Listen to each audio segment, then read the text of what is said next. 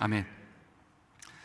몇 년 전에 유튜브에서 참 인상적인 영상을 본 적이 있습니다. 천종호 판사님의 영상이었는데요. 이분이 유명하게 된 계기가 무엇이냐면, 이분은 주로 10대 아이들을 재판하는 재판관입니다. 판사인데 이 아이들에게 눈물이 정말 찔끔 날 정도로 호통을 치시는 그 재판정에서 그래서 이제 이분이 좀 유명해졌고요. 그러나 그 속에 정말로 아이들을 사랑하는 분이구나, 그냥 재판만 하는 분이 아니라 정말로 10대 아이들을 사랑하는 마음을 가지고 혼내시고 타이르시고, 그리고 이제 재판의 결과를 발표하시는 그런 장면들이 참 와닿았던 기억이 있습니다. 이분이 12월달 생명의 삶의 묵상 에세이에 글을 적으셨는데 이런 질문을 던지셨습니다. 많은 사람들이, 특별히 많은 10대 아이들이 범죄를 저지르는 이유가 뭔지 아십니까? 하면서 그 대부분의 답이 어디에 있냐면, 차별이라는 것을 느꼈기 때문에 그 아이들이 홧김에 다른 사람들에게 범죄를 저지른다라는 그런 이야기를 하셨습니다. 많은 사람들은 경계선을 짓는다라고도 그렇게 표현하셨습니다. 그리고 경계선을 짓고 나의 울타리 안에 있는 사람, 나와 좀 비슷한 사람들에게는 잘해주고 호의를 베풀지만 이 경계선의 밖에 있는 사람들을 향해서는 차별을 하고 무시를 한다라는 것입니다. 그러나 예수님은 사람과 사람 사이의 경계를 허무시고 이 땅 가운데 오신 분이다 라고 또 이분은 그렇게 고백을 하셨습니다. 성도 여러분, 실제로 예수님이 이 땅 가운데 오셨을 때에 이런 별명을 갖고 계셨는데, 세리와 죄인의 친구라는 그런 별명을 갖고 계셨죠. 우리가 이미 잘 알고 있는 것처럼 당시 세리라는 직업은 유대 사회에서는 그렇게 환영받지 못하는 직업이었습니다. 왜냐하면 당시에 팔레스타인 지역을 로마가 다스리고 있었는데, 이 로마를 위해서 유대인들에게 세금을 거두는 역할을 감당했는데, 그러니까 오늘날로 말한다면 매국노가 되는 것이고 친일파 정도가 되는 것입니다. 사람들이 세리를 싫어했던 이유는 조금 전에 나눴던 것처럼 정치적인 이유를 들자면, 다른 나라를 위해서 우리나라의 이 유대인들의 피를 빨아먹는 존재였기 때문에 그렇고요. 두 번째는 종교적인 이유가 됩니다. 하나님께 이들은 완전히 버림받았다고 생각했습니다. 다른 나라 사람들을 위해서, 이방인들을 위해서 일하는 더러운 놈들, 하나님께 저주받은 사람이라고 세리들을 그렇게 이들은 칭했다는 것입니다. 따라서 당시에 세리와 죄인들의 친구가 되어줄 수 있는 사람은 아무도 없었다는 것이죠. 그런데 예수님이 땅 가운데 오셨을 때에 누구와 많은 시간을 보내셨냐면, 참 선해 보이고 종교적으로 의로해 보이는 그런 바리새인과 서기관들과 많은 시간을 보내신 것이 아니라 참 연약해 보이는 사람들, 아파 보이는 사람들, 친구가 없는 사람들, 세리와 죄인들과 많은 시간을 보내셨다는 것입니다. 우리가 읽은 본문은 요한일서 4장입니다.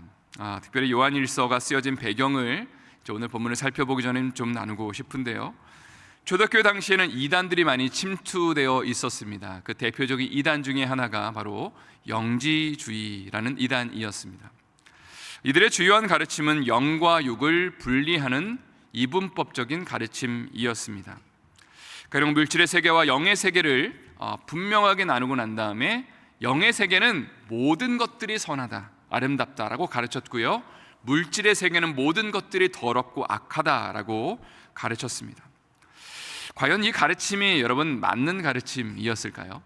한번 이런 예를 들어보면 좋을 것 같습니다. 이들은 예를 들어서 이렇게 가르치는 거죠. 교회 안에서 이루어지는 모든 것들은 선하고 영적으로 귀하고 아름다운 것이다 라고 가르치는 것이고요, 세상에서 벌어지는 모든 일들, 돈을 버는 일들이나 사람을 만나는 일들, 세상에서 일어나는 모든 것들은 물질에 속한 것이기 때문에 모든 것들은 더럽고 하등한 것이다 라고 가르쳤습니다. 그러나 이 말은 100% 옳은 말일 수가 없습니다. 왜냐하면 아무리 거룩하고 하나님을 예배하는 교회 안에서도 때로는 잘못된 것들을 우리가 저지를 수 있죠. 거짓말할 수도 있고, 우리가 교회 안에서 모든 것들이 다 선하고 아름답다고 말할 수는 없는 그런 일들이 발생하기 때문이고요. 우리가 삶의 현장으로 나가서도 모든 것들이 다 육신에 속한 것이 아니라 직장에서나 우리가 돈을 버는 그곳에서, 사람을 만나는 그곳에서 Here and Now 선교사의 삶을 살아갈 수 있기 때문에, 주님이 나를 이곳에 선교사로 부르셨습니다라는 정체성을 가지고 살아갈 수 있기 때문에 세상의 모든 일이 악하다고 말하는 것은 성경적이지 않다는 것이죠.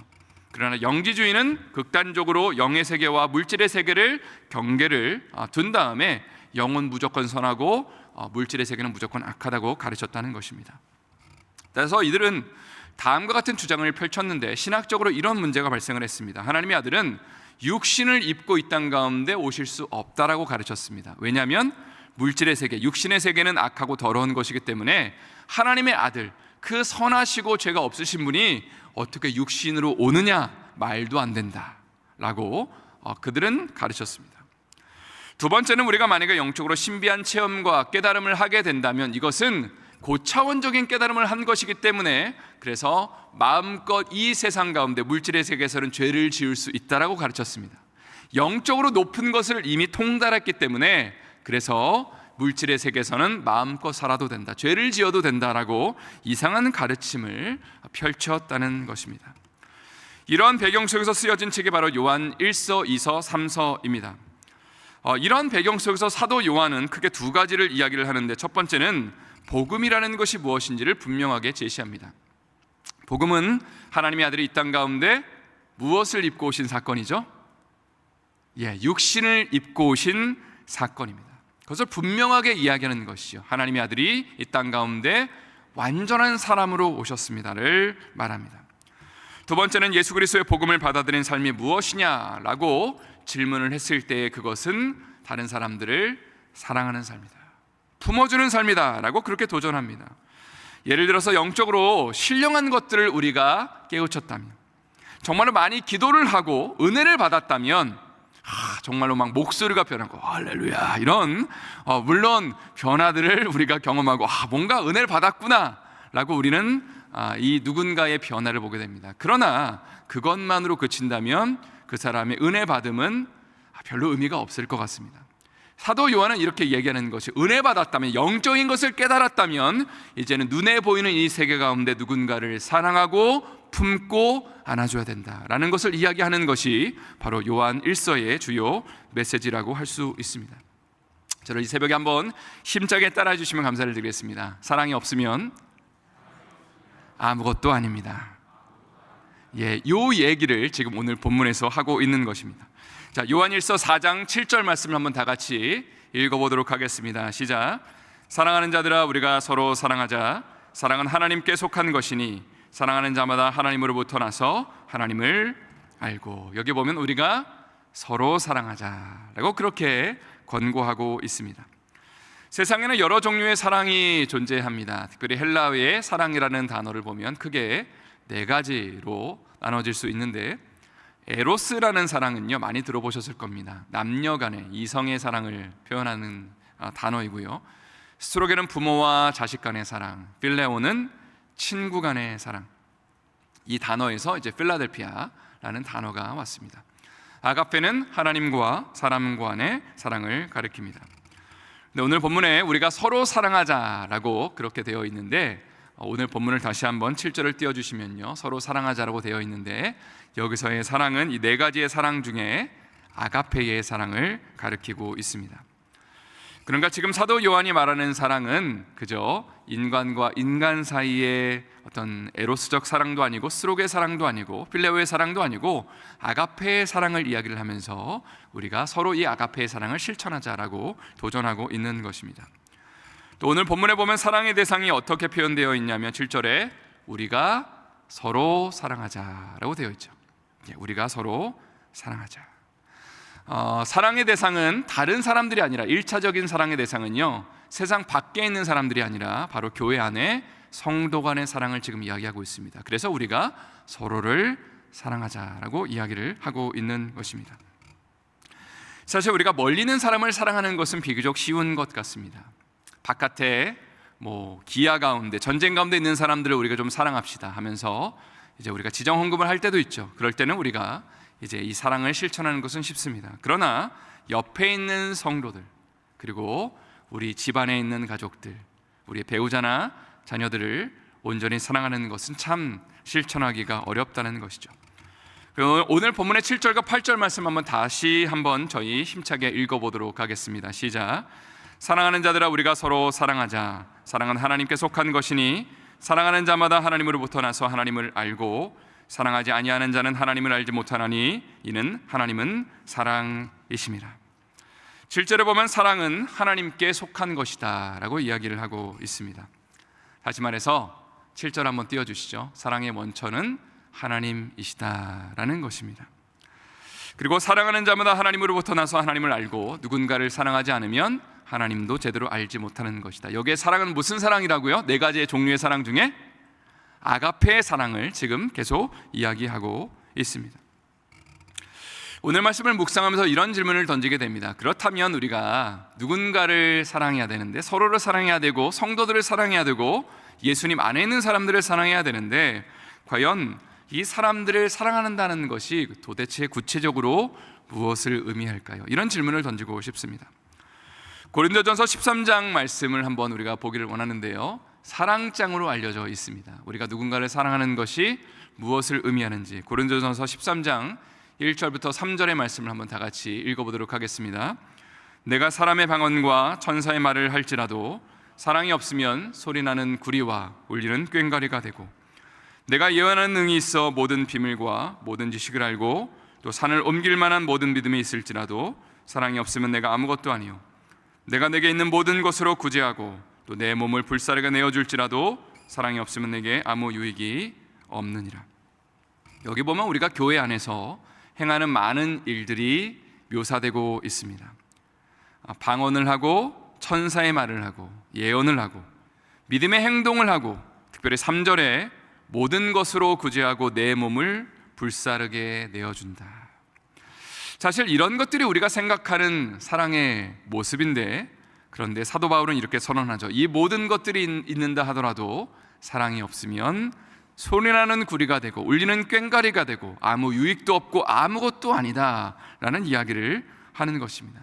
사실 이 말씀을 보면 좀 이해가 안 됩니다. 내 몸을 불사르게 내어주고 모든 것들을 내어주는데, 그런데 사랑이 없다면 이라고 표현한다면, 아니 도대체 그럼 사랑이라는 게 뭔지 라고 우리는 질문을 던질 수밖에 없는 것이죠. 자, 그런데 오늘 본문은 진정한 사랑이 무엇인가에 대한 질문에 대해서 이렇게 대답하는 것이죠. 요한일서 4장 7절 말씀 다시 한번 띄워주시면 이렇습니다. 사랑은 하나님께 속한 것입니다 라고 말을 하는 것이죠. 한번 저를 다시 한번 따라하도록 하겠습니다. 사랑은, 다시 한번 크게요, 사랑은 하나님께 속한 것입니다. 앞에서 언급한 것처럼 사랑에는 여러 종류가 있다고 말씀을 드렸습니다. 남녀 간의 사랑, 에로스, 또 부모와 자식 간의 사랑, 스로게, 또 친구 간의 사랑, 필레오가 있지만 이 모든 것들을 뛰어넘는 진정한 사랑은 바로 하나님의 사랑이다. 아가페의 사랑이다. 그리고 이 원천적인 사랑을 우리가 담고 실천하는 것이 성도에게 마땅한 바다라고 오늘 우리에게 도전하고 있는 것입니다. 여러분, 부모는 자식을 위해서 목숨을 버릴 수 있을까요? 아마 그렇다고 대답하실 겁니다. 왜냐하면 사랑하는 자식을 위해서 못 줄 것은 없다라고 생각하면서 우리의 자녀들을 양육해 오셨기 때문에 그렇습니다. 그러나 오늘 본문은 이렇게 도전합니다. 그럼에도 불구하고 부모의 그 순결한 사랑, 자식을 위해서 생명을 바치는 사랑도 귀한 것이지만 근본적인 사랑은 하나님께 속한 것이다. 우리가 누군가를 사랑하고 남녀 간의 사랑을 우리가 실천하고 자식을 사랑하고 또 친구 간의 사랑을 하는 것도 물론 귀한 것이고 나름대로는 일리가 있는 것이지만, 진정한 오리지널한 사랑의 원천은 하나님이다. 그리고 하나님으로부터 난 그 사랑을 우리가 받아서 그 사랑을 그대로 실천하는 것이 진정한 사랑의 모습이다라고 오늘 본문은 도전하고 있는 것입니다. 우리가 한번 곰곰이 생각을 해본다면 남녀가 정말로 사랑을 해서 결혼을 할 때에 이런 서약을 하게 됩니다. 비가 오나 눈이 오나, 건강할 때나 병들었을 때나, 또 기쁠 때나 슬플 때나, 또 이런 표현도 쓰더라고요. 검은 머리가 팥뿌리가 될 때까지, 죽음이 우리를 갈라놓을 때까지 당신만을 사랑할 것을 서약합니다. 사실 이런 서약의 내용들을 보면 두 사람이 정말 사랑하는구나, 진짜 사랑하는구나 라는 그런 마음이 우리가 들게 됩니다. 그러나 시간이 지나고 결혼이라는 현실을 맞닥뜨리게 된다면 이 결혼 생활 가운데 정말로 남녀가 서로를 진심으로 사랑하고 섬겨주는 모습이 아니라 누군가를 정말로 미워하고 증오하고 화를 내고 정말로 정죄하는 그런 전쟁터를 방불케 하는 모습들이 가정 안에서 펼쳐지게 된다는 것이죠. 그런 차원에서 남녀 간의 사랑이나 부모 자식 간의 사랑이나 친구 간의 사랑은 온전한 사랑, 이 오리지널한 하나님의 그 사랑을 흉내낸 것에 불과하다는 것입니다. 진짜 사랑의 원천은 하나님이기 때문이죠. 이제 9절 말씀을 한번 저희 또 읽어보도록 하겠습니다. 9절 말씀 읽겠습니다. 하나님의 사랑이 우리에게 이렇게 나타난 바 되었으니 하나님이 자기의 독생자를 세상에 보내심은 그로 말미암아 우리를 살리려 하심이라. 여기 보면 하나님의 사랑이 우리에게 어떻게 나타났느냐라고 질문하면서 독생자를 세상에 보내주셨다. 바로 하나님의 아들, 그의 유일한 아들 이 땅 가운데 보내주셨다라고 되어 있습니다. 여러분, 요한복음 3장 16절 말씀이 우리에게 정말 하나님의 사랑이 이렇게 나타났다는 것을 잘 표현해주는 구절임을 우리는 알고 있는데요, 한번 다 같이 읽어보겠습니다. 하나님이 세상을 이처럼 사랑하사 독생자를 주셨으니 이는 그를 믿는 자마다 멸망하지 않고 영생을 얻게 하려 하심이라. 복음이라는 것은 하나님이 우리를 구원하기 위해 이 땅 가운데 오신 사건입니다. 바로 예수 그리스도를 이 땅 가운데 보내시는 거고요, 우리를 살리기 위해서, 우리를 사랑하기 위해서 그 아들이 직접 죽으시는 그 사건을 우리는 복음이라고 부릅니다. 오늘 본문에 이어서 10절 말씀을 제가 읽도록 하겠습니다. 사랑은 여기 있으니 우리가 하나님을 사랑하는 것이 아니요 하나님이 우리를 사랑하사 우리 죄를 속하기 위하여 화목제물로 그 아들을 보내셨음이라. 사랑은 여기 있으니 라는 표현은 이렇게 번역할 수 있을 것 같습니다. 진짜 사랑이라는 게 바로 이런 겁니다 라고 지금 사도 요한은 우리에게 도전하고 있죠. 그러면서 우리가 하나님을 사랑하는 것이 아니라 하나님이 우리를 먼저 사랑하셨다. 사실 세상의 사랑의 방식은요, 상대방이 나를 사랑해주면, 상대방이 좀 먼저 변화되면 나도 당신을 사랑하고 당신에게 뭔가를 보여주겠습니다, 변화의 모습을 보여주겠습니다 라는, 당신이 먼저 하십시오 라는 사랑의 방식을 취하고 있습니다. 그러나 하나님은 우리가 죄인 되었을 때에 먼저 우리를 사랑해 주셨다. 우리의 죄를 속하기 위해서 화목제물로 그 아들을 보내주셨다라고 그렇게 오늘 본문은 이야기합니다. 마지막으로 화목제물이라는 개념을 나누고 오늘 말씀을 마치길 원하는데요, 영어로는 atoning sacrifice, 속죄 제물이라고 그렇게 번역할 수 있습니다. 구약시대는 죄를 짓는다면 제물을 가지고 하나님 앞에 와서 그 제물에 우리가 안수를 합니다. 죄를 지은 사람이 안수를 하고요, 그 어린 양의 그 모든 것들 가운데 나의 죄를 전가시키죠. 그리고 그 어린 양을 잡고 피를 흘려서 하나님 앞에 올려드리면 나의 죄 대신에 이 어린 양이 죽었습니다 라는 그 선언과 동시에 죄가 사해졌습니다. 자, 그런데 중요한 것은 무엇이냐면 이 제물이라는 것, 조금 전에 언급했던 어린 양이나 비둘기나 소나 이런 것들을 제물로 하나님 앞에 죄를 지은 사람이 바쳐야 되는데, 문제는 무엇이냐면 이 동물의 값이 생각보다 비쌌다는 것입니다. 자, 그러면 죄를 지은 것에 대한 대가를 누가 치르느냐라고 질문했을 때에 제물을 구입한 사람이 치르는 거죠. 그렇죠. 그런데 그 제물은 비싼 겁니다. 그러니까 내가 땀을 흘리고 때로는 피를 흘리면서 수고하면서 정말로 오랫동안 돈을 번 것에 대한 대가를 가지고 제물을 사서 하나님 앞에 올려드림으로 내가 내 나름대로의 노력과 힘을 써서 나의 죄에 대한 대가를 치르는 것이 구약시대의 죄를 치르는 방식이었다는 것이죠. 그러나 실제로 우리의 죄를 속하기 위해서는, 우리의 죄를 사하기 위해서는 이런 방식 자체가 너무나 한계가 있었다는 것입니다. 왜냐하면 우리의 죄가 너무나 많고 너무나 거대했기 때문에 그렇죠. 그래서 오늘 본문은 이렇게 말합니다. 화목 제물을 그분이 보내셨다. 화목 제물을 직접 우리의 죄를 속하기 위한 그 화목 제물을 하나님이 대신 준비해 주셨다. 그분이 바로 하나님의 아들 예수 그리스도시다. 이제 말씀을 마치면서 오늘 말씀의 제목을 다시 한번 읽어드리도록 하겠습니다. 진정한 사랑은 어디에? 누군가와 관계에 문제가 있을 때에 우리는 우리의 힘과 우리의 의지를 가지고 우리의 결단을 가지고 해결하고자 합니다. 그러나 잘 되지 않죠. 왜냐하면 진정한 사랑은 하나님께 있기 때문입니다. 관계가 힘들고 어렵다면 여러분에게 해답이 한 가지 있습니다. 그것은 하나님을 바라보는 것입니다. 사람을 쳐다보는 것이 답이 아니고요, 오늘 말씀은 이렇게 말하는 것이죠. 진짜 사랑은 하나님께 있습니다. 하나님이 우리에게 어떤 사랑을 베푸셨는지를 묵상하시고 그 사랑 가운데 거하시면서 그 사랑을 누군가에게 실천하십시오. 그 사랑을 나누어 주십시오. 여러분의 배우자에게, 여러분의 자녀들에게, 여러분의 직장 동료에게, 그리고 옆에 있는 성도들에게 그 사랑을 나누어 주십시오. 그때 하나님 기뻐하시는 거룩한 공동체, 아름다운 열매가 맺게 될 것입니다 라고 도전하는 것이죠. 이러한 은혜와 축복이 우리 삶 가운데 넘쳐날 수 있기를 예수님의 이름으로 축원드립니다. 다시 한번 예수님의 이름으로 축원드립니다. 가능하신 분들은 자리에서 일어나셔서